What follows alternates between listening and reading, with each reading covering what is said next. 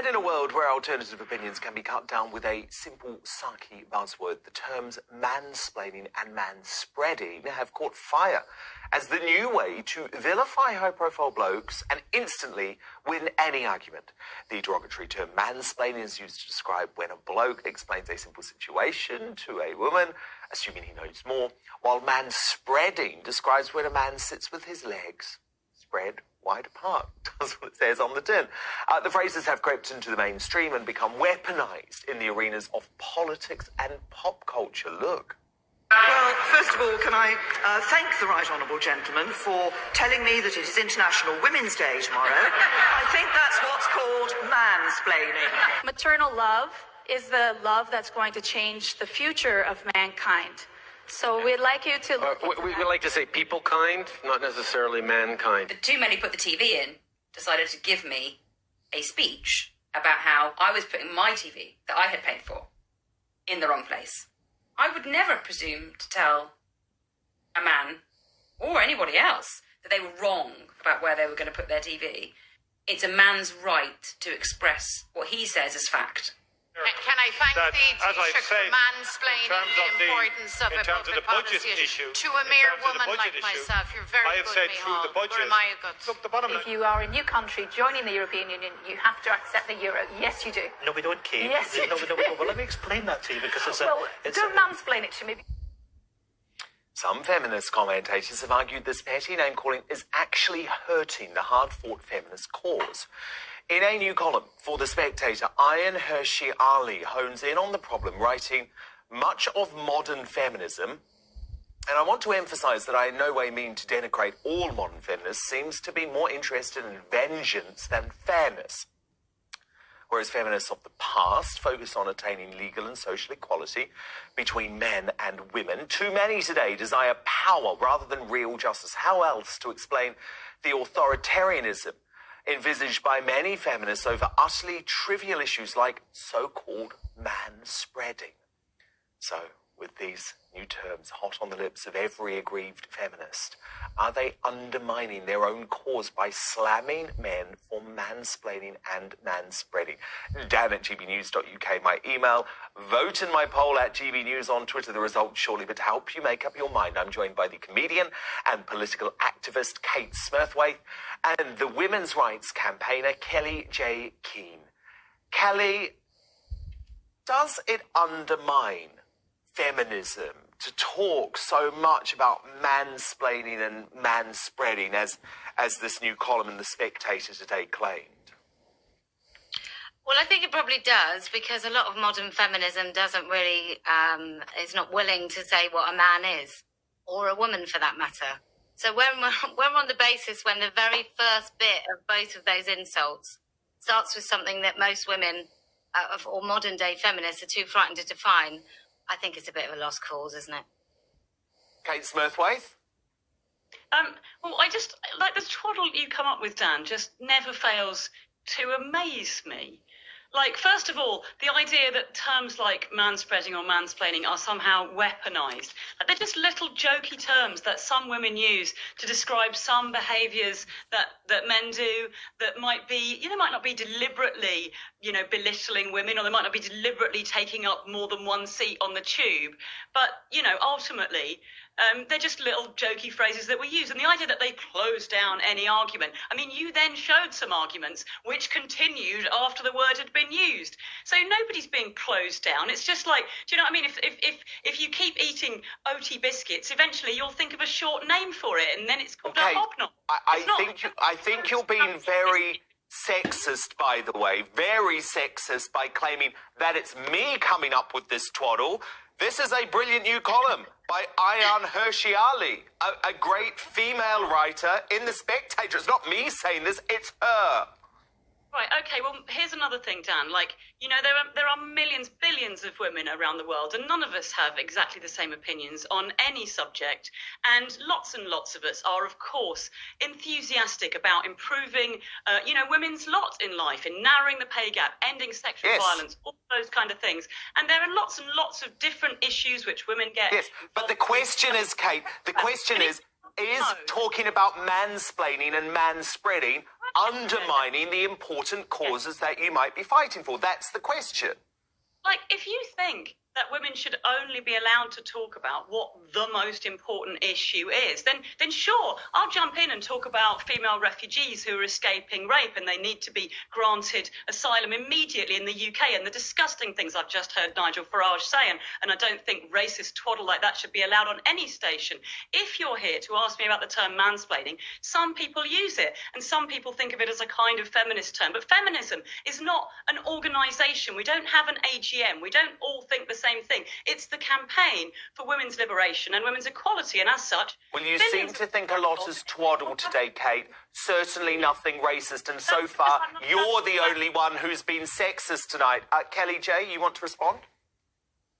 Yeah, I'd just be interested to know when we talk about, modern feminists, where they've been, because lots of modern feminists, Kate included, don't seem to want to talk about the existential threat posed by transgender ideology hang on one moment, on women's spaces, on the fact that there are boys and girls toilets in schools and girls don't have access to single-sex facilities, on the basis that we are changing... This is what happens. Modern feminism, the biggest threat to women in this country right now, women and girls in this country, is transgender ideology and the fact that we no longer can define what a woman is without some silly caveat. And we've got men, so actually we might even now have women man-spreading or woman-spreading because they might require this space apparently. And then we've got self-proclaimed feminists like Kate Smurthwaite who are too frightened to actually name this issue and talk about it. I think it's laughable that we can talk about... Well, I think you just triggered her. I think you just triggered her, Kelly, to the point that she just did the laptop drop. You know, it's the modern day equivalent of marching out the studio, which is a shame. It's a shame. I want to have open and free speech here.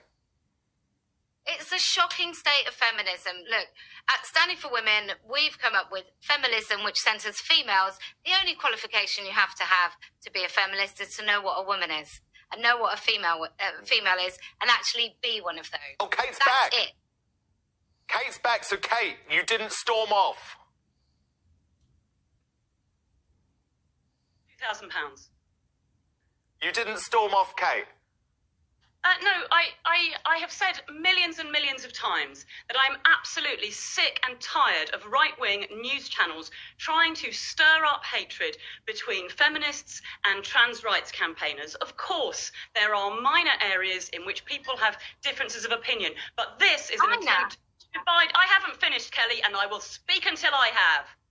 This is an area which is absolutely one of the things that is whipped up into a needless media frenzy. Every feminist I know is dedicated to issues like ending sexual violence, like protecting women's prisons, and all of these things.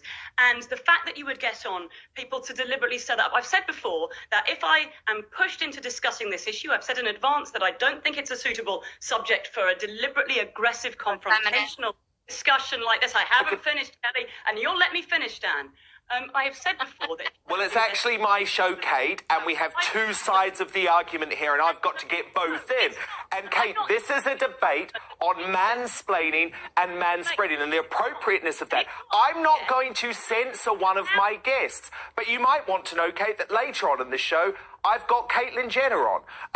Probably the most famous trans woman in the world, who will be talking about female sport. But I'm not going to censor what Kellie-Jay has to say, just like I would never censor what you have to say. Researchers repeatedly, over and over again, that I think this issue is whipped up into an unnecessary and unreasonable debate by people... Men in women's spaces is whipped up. Men in women's spaces is whipped up. I haven't finished.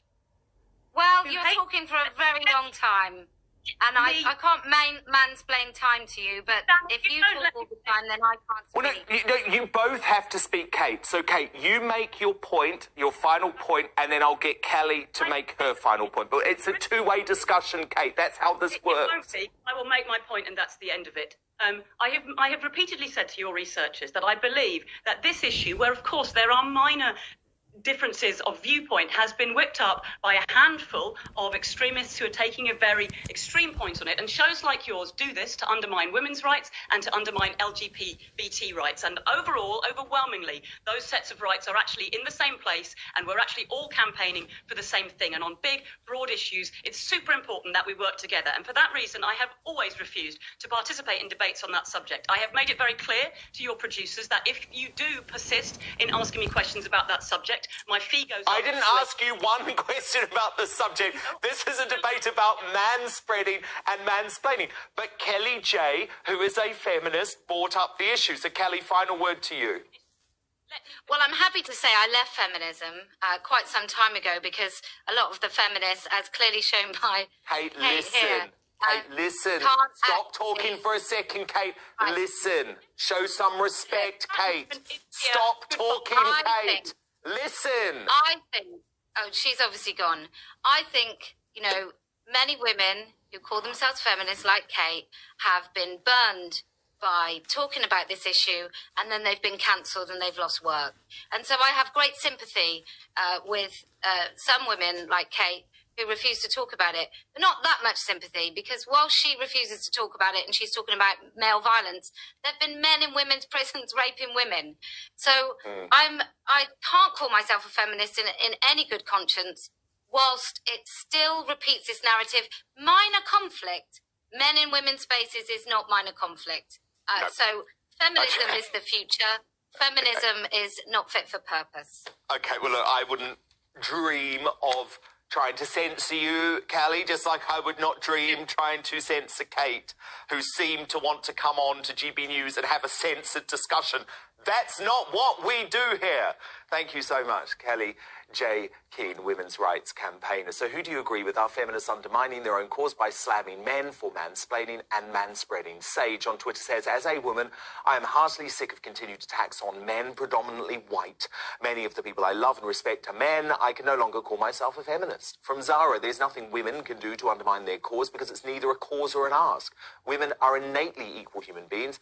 They are just equal. They don't have to be good or convince men of that. And from Denzel, should it be people-splaining? Surely you've just assumed their gender. And your verdict is now an 82% of you agree that feminists are undermining their own cause by slamming men for mansplaining. 18% of you say they aren't. Coming up, as a new